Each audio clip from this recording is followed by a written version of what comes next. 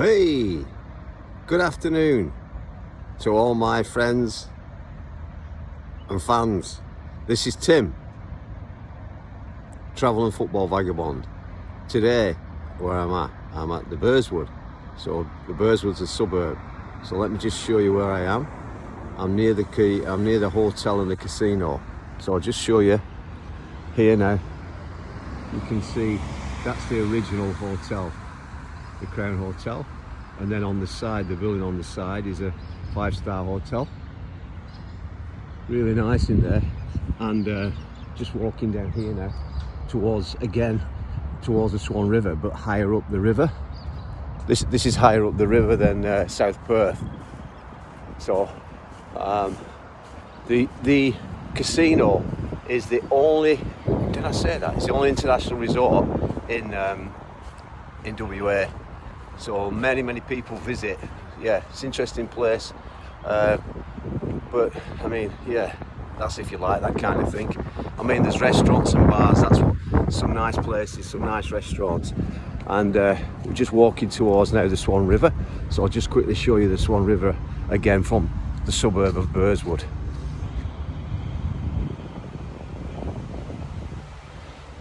You have a children's area, children's park, the swings. And just over there, can you see through the trees? You can actually see the floodlights of the Wacker, West Australian cricket ground. And so it's looking nice, but cold again today. Okay, so back to me. Here now, you can see me. All right, so the story today, or the topic today, the start of the English Premier League. And so just gonna, each week I'm just gonna have a little bit of a chat about the English Premier League, because as you know, my passion is football. I also like travel, but the number one is football.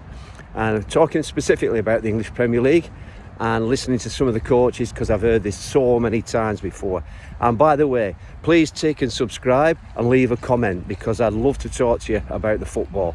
And just while we're on the subject of that, if anybody, whether that's a junior, a youth player, or even a senior player, if you need help with your football, contact me. I can help you. I guarantee that. So back to the English Premier League. A couple of games. I've watched a few games. A couple of games I'll talk about. I watched United and Fulham, and I thought that for me, Fulham, good team, very good team. We'll talk about United first though. I thought United collectively and as a group of players look as though they're prepared to roll the sleeves up this year and work hard, which was something that was missing for me last year. Last year a few of the players didn't really want to work hard, so that meant some players had to do the workload for another player. Anyway, it looks a bit different this time. Two standout players, one player, young boy who plays beyond his years, shows a lot of maturity, is Manu. So young Manu in the midfield, tremendous. He's got the vision, he's got the skills, likes to play forward when he can, but it's very difficult to knock him off the ball, and he's only a kid. So the future's bright for him, and the future's bright for United with players like that coming through. And the other player I thought did quite well, seems to have settled into his role, which is the keeper, Onana. So Onana looked well, looked good, looked more comfortable with his defence, and that's a big thing. If you're comfy with your defence and they're listening to you and you're listening to them, keep a clean sheet, then you're gonna, you keep a clean sheet, you're not going to lose games. So that's really a key thing. And for Fulham, I thought their goalkeeper, Leno was really good, and stopped many good chances. And I thought that Traore, if Traore can keep that consistency, what a powerhouse, so strong, such a physically strong player, and he can run at speed, really dangerous player. Can he be consistent? Can he play for the season, the whole season? If he can, it's going to be a really good asset to Fulham. So United, will they finish top? Not for me. Will they finish second or third? No. But I think if they have a really consistent season, they'll do better than last year, and they'll finish in the top 6. Fulham, Will they get relegated? For me, no, they won't get relegated. Will they be a top half team? Again, if they have some luck on their side, they could finish in the top half of the table. So that's those two teams, and then we'll just look at another couple of games, or one more game. Let's do one more game. So City and Chelsea. I look at Chelsea and I think, you spent all that money again. You've got all those players. You don't really know what you're going to do. You know, the coach, what does he do? He's got an embarrassment of riches, and to be honest, he doesn't know what to do.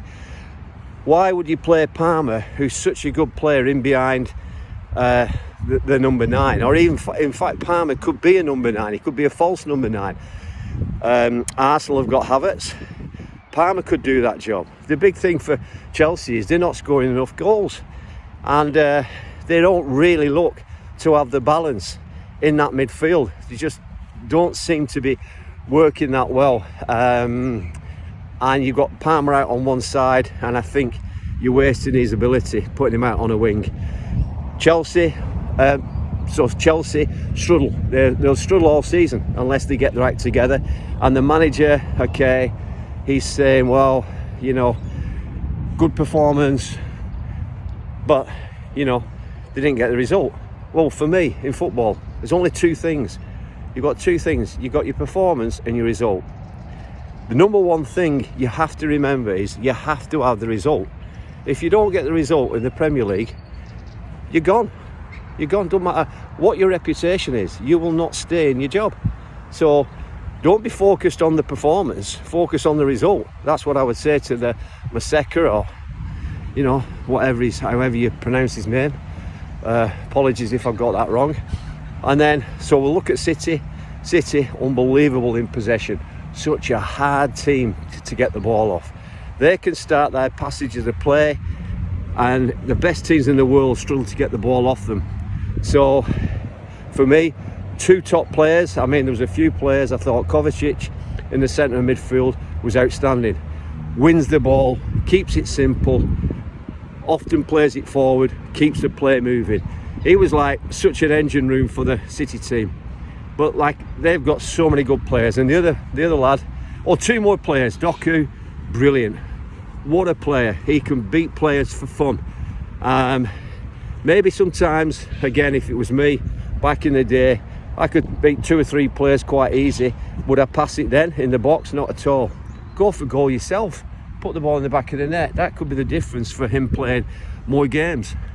And then another player who's outstanding for me, best goal scorer in world football, and that's Haaland. People criticise, oh, he don't get many touches, but hey, look at his record. He's played 100 games for City. He's got 91 goals in one of the hardest, I think personally, the hardest league in the world.